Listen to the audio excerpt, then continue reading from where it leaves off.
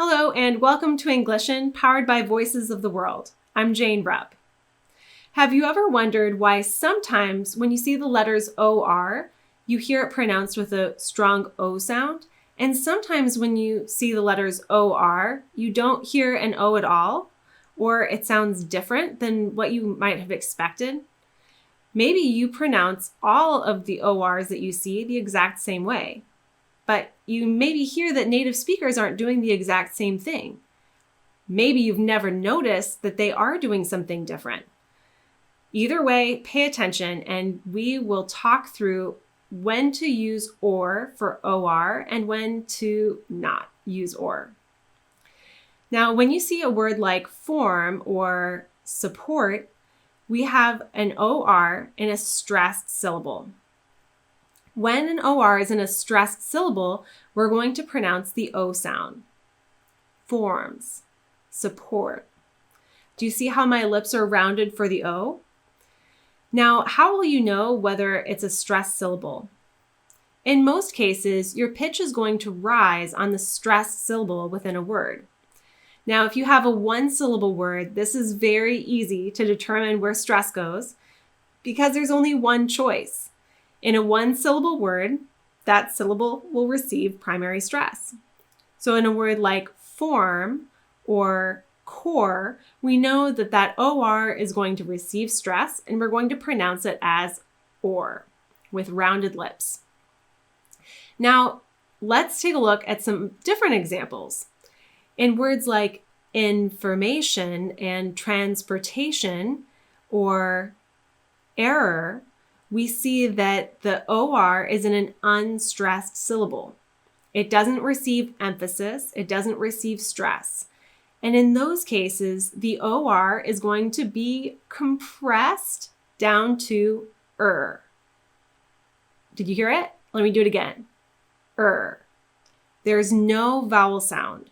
We're not going to say O. So in words like comfort or information, we simply get rid of that letter O, we don't pronounce it at all, and we go straight from one consonant into the sound. Infer, information, comfort. Watch my lips and you'll see that they are not rounded when I'm producing the part of the word that has the letters OR. Information. Transportation, comfort. I'm going to do those again a little bit more quickly. Information, transportation, comfort. Now I'm going to go back to the words that have stress on the OR so that you can hear the difference. Form, information, form, information. So we have very similar spelling, but different pronunciation. Imagine that you're striking through that O when it's in an unstressed syllable.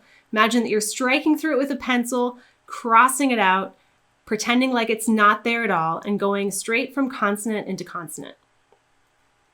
Now, there are a lot of rules that can help you figure out where stress should be placed within words.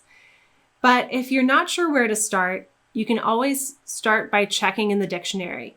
In the dictionary, you'll be able to see markings for primary stress within words, and that can help you determine whether the syllable in question is stressed and you should pronounce the OR as or whether the syllable with the OR is unstressed and should be pronounced as Thank you for learning about OR and how it can be produced differently when it's stressed or unstressed. Keep an eye out for these words as you go about your day and quiz yourself as you go. Should it sound like or should it sound like And the ones that should sound like watch yourself in the mirror. Do you see that you're rounding your lips? If you are, try to keep your lips still and relaxed while you're producing that sound. If you're not there yet, if it's really difficult, you feel like you have to round your lips, then try going a little bit more slowly so that you can really control those movements. As always, happy practicing. If you enjoyed this lesson and you feel like you learned something valuable about American English, please subscribe to our channel so you don't miss a thing.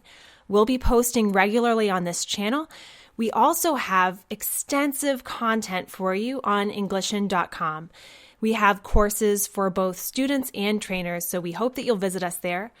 Until next time, happy practicing.